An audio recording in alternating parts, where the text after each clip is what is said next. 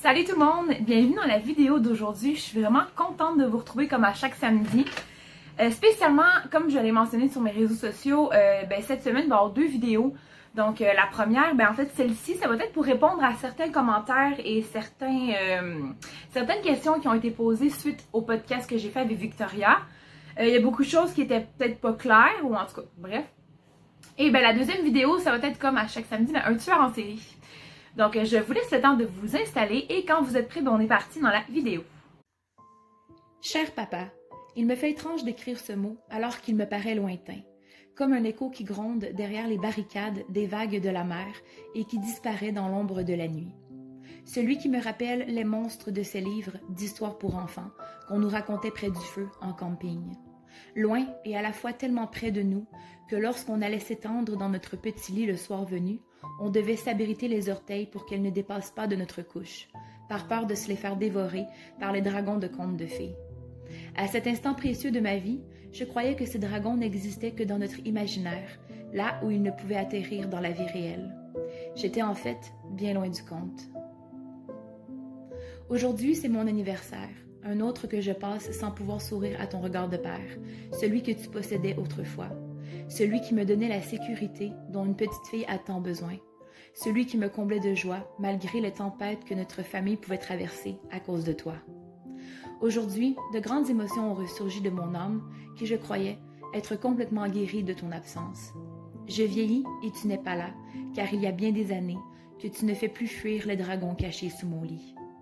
Pourtant, à bien y penser, il est en évidence que le temps n'éloigne pas les gestes et ne tait pas la douleur. Je me suis rappelé si souvent ce qui s'est passé ce soir-là, la première fois. Lorsque je me laisse choir dans mon lit et que mon regard croise la lune qui illumine le ciel de sa douce lumière, cela me rappelle ce qui s'est passé, cette fois où tu ne t'es plus battu pour moi. Là où la lune était disposée de la même façon, là où je me suis retrouvée seule dans cette chambre avec ce dragon, celui qui hantait mes cauchemars les plus inavouables.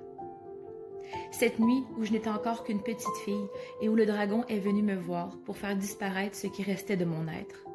Un dragon beaucoup trop grand et beaucoup trop fort pour moi, qui m'a paralysée de la tête aux pieds. Cette nuit-là, j'ai été la petite fille de 12 ans, la plus apeurée de l'histoire de l'humanité.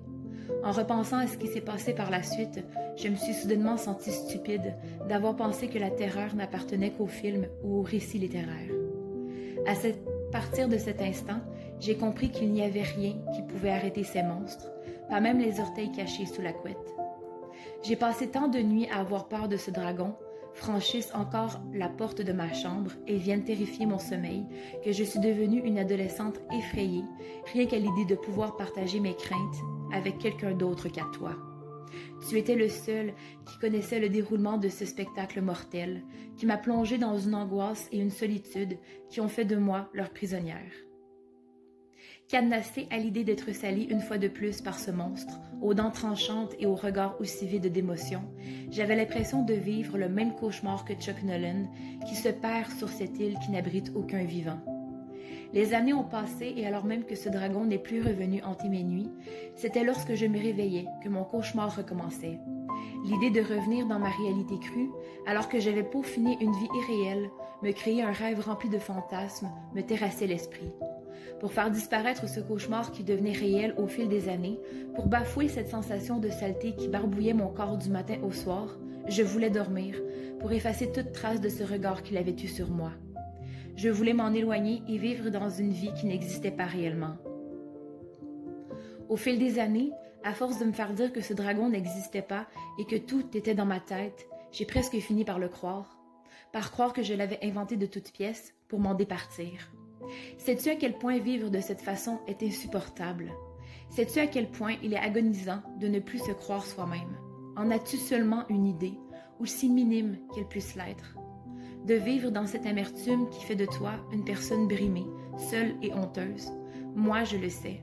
J'ai vécu avec ce fardeau pendant des jours, des mois et des années. Cela m'a presque tuée de l'intérieur. Sais-tu ce que c'est que de se sentir à moitié paralysé par la peur et le désir de changer? As-tu cette empathie qui fait de l'humain un être à part, au-dessus de la chaîne de l'intelligence? Moi, je le sais. J'ai vécu dans cet enfer qui faisait de moi une adolescente seule. Lorsque je me regardais dans la glace, je ne voyais désormais plus que le reflet de la personne que j'avais été autrefois. Au fil des années, cette terreur est devenue insupportable, donc je me suis réfugiée dans un autre monde, celui de l'automutilation, celui où on se coupe pour effacer cette blessure intérieure et en créer une que l'on peut voir de ses propres yeux et qu'on peut ressentir au simple toucher. Une blessure que les gens comprennent car ils peuvent la voir. Une blessure qui fait de nous enfin exister, écouter et entendus. Ainsi, essayant de noyer ce chagrin, j'ai réussi à continuer cette vie qui ne m'appartenait plus dorénavant, plus depuis que ce monstre était entré dans mes cauchemars, pour arracher les pages d'une vie que je menais autrefois. Tu as disparu lorsque ce dragon est apparu. Tu as cessé d'être le père qui me protégeait lorsque j'ai compris que tu n'avais pas été là, pour moi, cette nuit-là.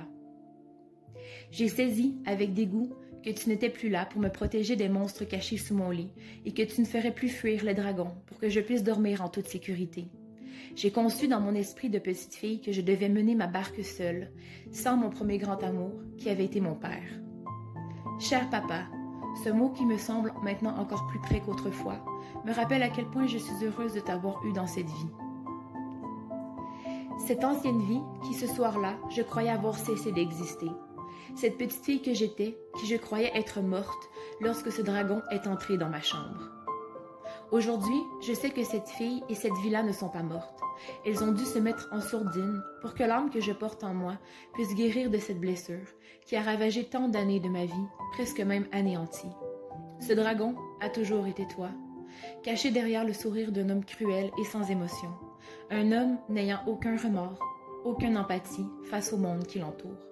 Depuis le départ, tu étais ce dragon qui a terrifié mes nuits, volé mon enfance et mon insouciance, lorsque tu as déposé ce regard sur moi, lorsque tu avais enfin ta proie. Tu es aussi un homme qui a fait naître en moi une grande empathie qui parfois me fait souffrir, peut-être plus que la normale. Tu as fait de moi une victime qui est devenue une mère qui protège ses enfants, sans même penser aux conséquences, car la plus grande serait de les perdre, comme toi tu as perdu les tiens. Après toutes ces années, je n'ai plus envie de t'en vouloir. Je veux vivre et arriver à être heureuse, pour faire renaître en moi cette petite fille qui croit en la beauté du monde. Cette aventure sera longue, périlleuse et sans même doute douloureuse, je le sais. Je devrais réapprendre connaissance de mon corps, de mon âme et me rappeler que j'existe, je le sais aussi. Que je ne suis pas seulement une petite fille qui a vécu l'enfer dans cette chambre, mais qui a survécu à ce dragon, à ce monstre et à ce regard qui me brûle les entrailles lorsque je ferme les yeux. Je survivrai grâce à ce qui fait de moi ce que je suis, une femme, la plus belle des créatures qui existent ici, celle qui repousse les monstres cachés sous son lit, celle qui peut arrêter les dragons voleurs d'enfance et celle qui met au monde des êtres comme toi. Et toi, dis-moi, comment vas-tu? Donc, ce que vous venez d'entendre, ben, c'est en fait le texte que j'avais écrit pour le concours littéraire. J'avais juste le goût de vous le partager. Et en fait, là, il y a beaucoup de commentaires qui sont revenus sur la CAVAQ, sur IVAC et sur CALAC. Effectivement, dans la vidéo, c'est IVAC qu'on cherchait, c'est pas CALAC, parce que CALAC, j'avais aucune idée que ça existait. Je sais pas depuis combien de temps ça existe. Et non, je n'ai pas eu d'aide de ces organisations-là, alors que j'avais appelé, je n'ai jamais eu de retour non plus. Je ne sais pas ce qui s'est passé, peut-être un oubli, peut-être que la personne au bout du fil s'est trompée, peut-être que oui, j'aurais pu avoir une thérapie, même s'il n'y avait pas de jugement de la cour, whatever, mais peut-être qu'elle, elle pensait pas ça, on ne sait pas ce qui est arrivé, je ne sais pas, mais arrêtez de dire oui, moi, pour mon histoire à moi, c'est pas arrivé, j'ai pas eu d'aide. Donc, la seule fois que j'ai vu une psychologue, c'était juste après ce qui est arrivé. Et après, par la suite, j'ai pas eu d'autres rendez-vous avec des psychologues ou des thérapeutes. J'ai continué ma vie et c'est tout. J'ai pas eu d'autre aide. Donc, ça, c'est réglé. Ensuite, ok, on parlait beaucoup là, des pédophiles et des pédocriminels. Des pédophiles, oui, ça peut passer à l'acte. Il suffit juste d'aller regarder dans la définition du mot pédophile sur Internet ou dans un dictionnaire. Les pédophiles, c'est pas nécessairement ceux qui, oui, peuvent passer à l'acte comme ils peuvent pas passer à l'acte. Ça dépend de la personne. Là. Mais je vois pas de différence entre pédophile et pédocriminel parce que de toute façon, la pédophilie, ben, c'est criminel. Donc, on peut juste les appeler pédocriminels puis ça va être bien correct. Tant qu'à moi. Mon frère va bien. En fait, il y a eu beaucoup de commentaires, là. Il y en a beaucoup qui disent ok, on raconte l'histoire, mais après, qu'est-ce qui s'est passé? Ben, mon frère va bien. C'est sûr qu'il y a des moments plus difficiles que d'autres, mais ça va bien. Il y a pas de problème, là. Il est en appartement, il va avoir un enfant, donc ça va bien, là. Il y a une conjointe et tout comme moi, mais il ne parle plus à notre géniteur non plus, parce que ben lui, il a sa propre histoire, qui est vraiment, vraiment pas rose. Elle est loin d'être rose, et mais ça, c'est son histoire à lui, là. J'ai demandé s'il voulait faire une vidéo avec moi, mais non, il veut pas rouvrir ce dossier-là. Ben moi, je voulais l'ouvrir pour ensuite le fermer, mais lui, il veut pas l'ouvrir, donc je le forcerai pas. Ensuite, ouais, c'est ça. J'ai vu une psychologue une fois. Ils n'ont pas pensé à des chocs post-traumatiques. Je ne sais pas pourquoi. Personne m'en a jamais parlé. Donc, je crois que ça n'a pas vraiment été une cause de questionnement, là. Moi, ils ont vraiment pensé à la bipolarité, TPL ou des maladies mentales, parce que dans la famille de mon géniteur, il y a beaucoup de dépression, beaucoup de schizophrénie, il y a de la bipolaire, trouble de la personnalité limite. Il y a aussi psychopathe et psychotique. Donc, il y a, en tout cas, c'est un beau gros mélange toxique, là, comme on peut dire, là. Et voilà, donc ils n'ont pas vraiment pensé au choc post-traumatique, là. Mais peut-être que ça se peut. Je suis pas médecin, je suis pas psychologue, je suis pas sexologue, je suis pas psychiatre. Je suis juste une fille bien normale qui essaie d'aider les autres. Bon. Donc voilà, et oui, bon, j'ai eu des commentaires aussi comme quoi que peut-être que ça serait intéressant que j'aille passer des tests de haut potentiel. Et bien justement, ma chère, je sais pas si tu vas regarder cette vidéo, mais oui, je vais y aller. Je vais aller passer des tests de haut potentiel. Ça fait un petit bout que je veux y aller. Mais je n'osais pas y aller parce que ben, ça coûte cher quand même, là. Je sais pas si au Québec c'est remboursé ou quoi, mais je sais que les tests de haut potentiel c'est pas donné. Donc je veux vraiment je vais attendre d'être vraiment motivée à 100% pour y aller. Et en même temps, ben, on va y aller pour mon fils aussi. Mais ça fait pas partie du podcast, donc voilà. Mais oui, j'aimerais y aller avec mon fils, effectivement. Là, ce que je veux mentionner, en fait, c'est que dans cette relation-là, avec mon géniteur, avec mon père, il y avait deux côtés. Il y avait le côté qu'on était hyper proches, et l'autre côté, quand il y avait l'alcool et la drogue, et bien là, ça devenait exactement l'enfer, ça devenait l'inverse. Mais normalement, tu sais, on avait une bonne complicité, et je pense que c'est vraiment ça qui a fait que je suis devenue... tu sais, pendant 14 ans, j'ai passé 14 ans à être en dépression et tout. Je pense que c'est vraiment ça qui m'a troublée le plus, qui m'a choquée. C'est à quel point on était proches un de l'autre, et que, il a juste suffi d'un moment de colère, l'alcool, la drogue, ou peu importe, pour que, toute cette relation-là tombe à l'eau et que, ça devienne comme ça. Donc, en tout cas, ça, il fallait que je le dise, parce que non, ça n'a pas toujours été l'enfer, ça n'a pas toujours été... il n'y a pas eu juste des mauvais moments, il y a eu des bons moments aussi, comme je le dis dans le podcast. Ça, faut pas l'oublier, tu sais, il y a eu des bons moments. Donc, c'est parce que j'ai vu beaucoup de commentaires que, mais là, sache qu'il y en a qui vivent ça toute leur vie. Oui, mais j'ai pas tout raconté dans le podcast, je le fais maintenant, ok? Donc, voilà, et on a toujours eu une bonne relation quand même, mais c'était pas juste des mauvais moments, plus en vieillissant. Donc, durant l'enfance, là, nous, on a été élevés dans la Bible, dans la religion, dans l'église. On y allait à toutes les semaines, on allait à l'école du dimanche.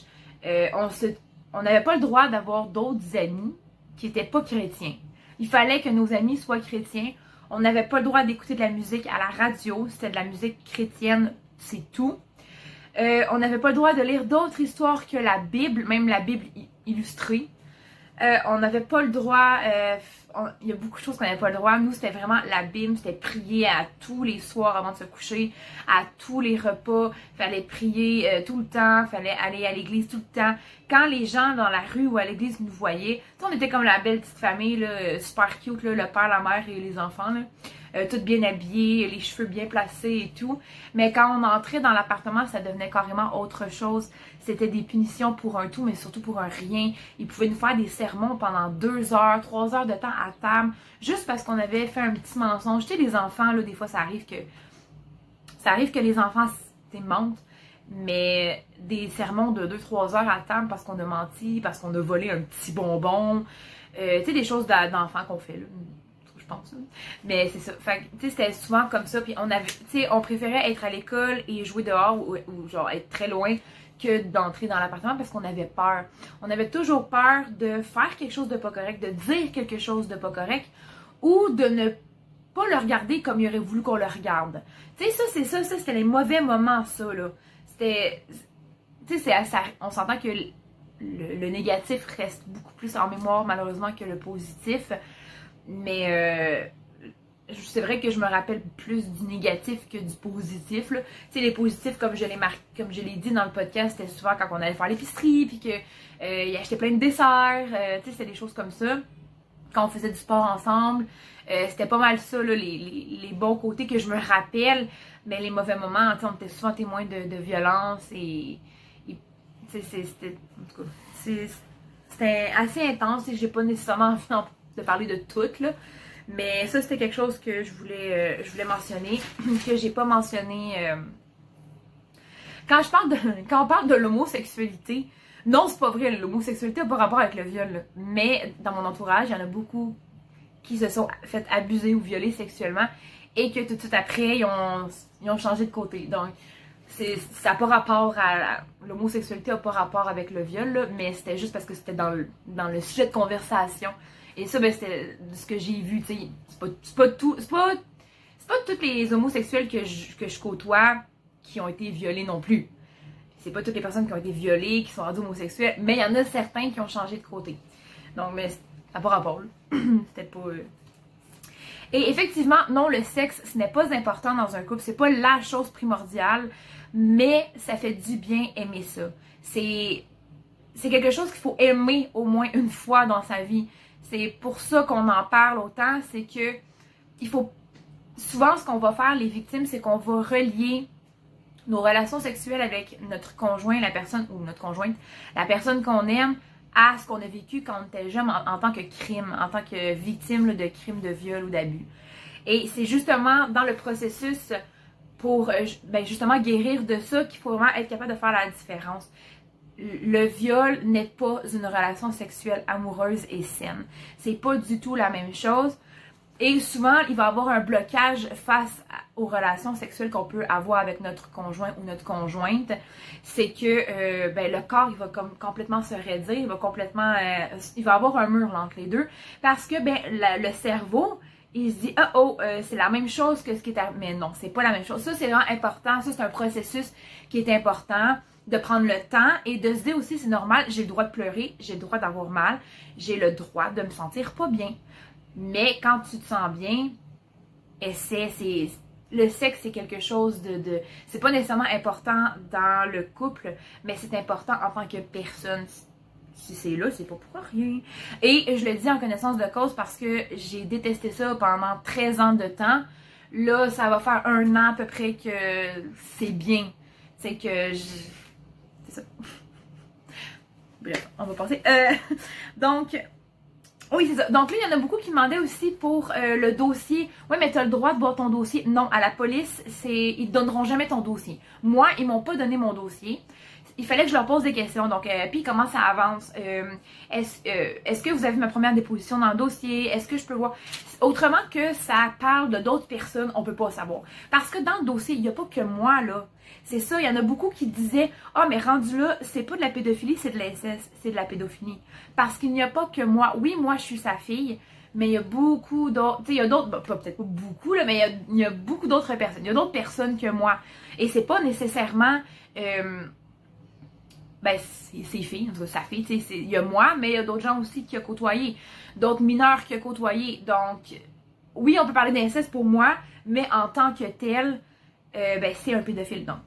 Un pédocriminel, là, comme on peut dire. Donc, pédophile ou pédocriminel, là, la même chose. Okay, pour moi, là. Donc, il y a eu aussi certains commentaires que j'ai trouvés assez désagréables. du genre, oh, je m'attendais à une grosse histoire, puis je me suis endormie, ou je m'attendais à une grosse histoire, puis finalement, ben, cette histoire-là est tellement ordinaire. Il n'y a aucune histoire ordinaire. Moi, je pense qu'il n'y a vraiment aucune histoire ordinaire. Tu sais, il y en a qui vont vivre des histoires grosses comme ça, et que pour eux, ça va être rien. Il y en a d'autres qui vont vivre des plus petites histoires, et ça va être la fin du monde. Moi, dans le podcast, je raconte pas toute mon histoire parce que c'est... Il y a quand même d'autres choses, tu sais, je veux dire, chaque personne a une histoire secrète, une histoire qui n'ose pas raconter, ou des petits trucs comme ça. Mais si je vous dis qu'on a presque été élevé dans une secte, c'est que j'ai pas tout raconté. Tu sais, dans ce podcast-là, je racontais l'histoire de l'abus sexuel, du viol qui est arrivé, de l'agression en fait, pour démontrer aux victimes que, tu sais, il y a personne de seul, il y en a beaucoup qui vivent ça et il y en a beaucoup qui gardent le silence. Mais moi, j'avais plus envie de garder le silence, j'avais envie d'en parler parce que, tu sais, c'est en feuilletant les réseaux sociaux qu'on se rend compte que, ben, on n'est pas tout seul, puis si on peut aider quelqu'un, tant mieux. C'est sûr qu'il y a quand même des séquelles de ce qui est arrivé. Tu sais, je suis le genre de personne qui aime beaucoup être seule. J'adore être toute seule. Moi, le confinement, là, ça n'a rien dérangé dans ma vie. J'adore être toute seule. J'ai des enfants, j'ai un chum, j'ai une famille, mais j'ai besoin d'être seule. Je suis faite pour être seule, à ce que je crois. Il y a beaucoup d'autres choses qui est resté, mais il faut pas que ça nous arrête en tant que personne. C'est ça que je voulais démontrer dans le podcast, c'est que si on s'arrête à chaque blessure qu'on va vivre, on vivra pas longtemps.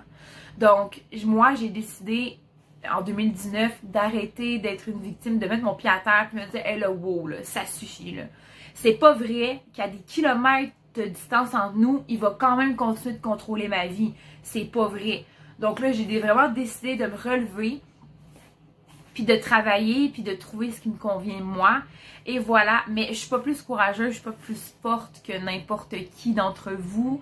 Déjà là, chaque personne ici se lève le matin, se prépare et affronte sa journée, soit en travaillant, soit en s'occupant des enfants, en allant faire l'épicerie, en faisant le ménage. Tu sais, des fois, la vie, c'est ça. Donc, tu sais, déjà là que tu te lèves le matin et que tu décides de pas rester couché dans ton lit, ça prouve à quel point tu es aussi courageux ou courageuse, fort ou forte. C'est que tu acceptes d'affronter la journée. Donc, même si tu ne sais pas ce que la journée te réserve, tu acceptes de l'affronter. C'est ce qu'on fait chaque matin. Parce qu'on pourrait dire, ah non, moi ça me tente pas aujourd'hui, je reste couché. Mais juste en sortant de ton lit, tu l'acceptes et tu acceptes d'affronter cette journée-là, même si tu la connais pas. La vie, ça devrait être comme ça. On accepte la vie, on accepte d'affronter la vie sans même savoir ce qui va arriver. Et je pense que l'important, c'est de pardonner au passé. Ça a vraiment été quelque chose qui a été plus difficile. Mais je pense que ce qui était important pour moi, en fait, c'est d'apprendre à comprendre ce qui est arrivé, à comprendre pourquoi il a fait ça, qu'est-ce qui l'a mené à faire ça, mais surtout de lui pardonner. Parce que je pense que sans le pardon, il y a toujours une petite rancœur qui reste ici, et c'est ce qui fait que tu es incapable d'avancer. Donc moi, ça a été ça, mais c'est pas parce que moi, c'est ça que vous aussi, ça va être ça, là. Okay, on a chacun notre façon de guérir, là, c'est ce que je dis, et il y a des astuces, il y a des trucs, mais ça veut pas dire que mes trucs vont fonctionner. Tu sais, comme moi écrit, peut-être que ça va pas fonctionner chez toi. Peut-être que toi, ben ça va être la boxe ou sauter en parachute, tu sais. Ça peut être n'importe quoi, là. Donc ça, c'est mes astuces à moi que j'ai données. J'en ai beaucoup d'autres aussi. Si vous avez des questions ou quoi, ben vous pouvez venir m'écrire sur les réseaux sociaux, sur Instagram, sur Facebook. Je suis vraiment active. Ben, en tout cas, vraiment. En tout cas, j'essaye, là. Je travaille à temps plein, tu sais.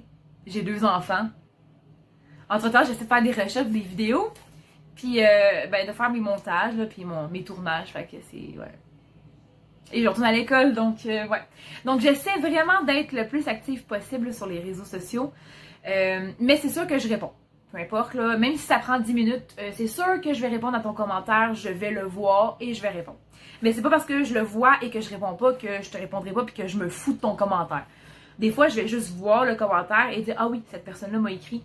J'ai pas le temps tout de suite, mais je vais revenir. » Donc voilà, j'espère que ça va vous avoir éclairé un peu Si vous avez d'autres questions, n'hésitez pas. Mais pour le moment, je pense que j'ai répondu aux commentaires qui revenaient le plus souvent, aux questions qui revenaient le plus souvent. Ne vous en faites pas, ma mère va bien, mes 2 sœurs vont bien, mon frère va bien et ben, moi aussi je vais bien. Donc on s'en est sortis chacune à notre façon ou chacun à notre façon. Mais on s'en est sorti et je crois fermement que tout le monde peut s'en sortir. Donc voilà, je vous laisse dans cette vidéo. J'espère que le contenu va vous avoir aidé un peu à cheminer peut-être. Et sinon, ben là, je vais poster une autre vidéo justement d'un tueur en série, d'un true crime. Et j'espère que vous aimerez le contenu. Attention, je risque de détruire ce que vous pensiez. Voilà. Donc c'est tout, je vous laisse et on se retrouve pour un prochain sujet. D'ici là, prenez grand soin de vous. Bisous, ciao! The lights go out, the dark comes in, the sound and here the chase begins.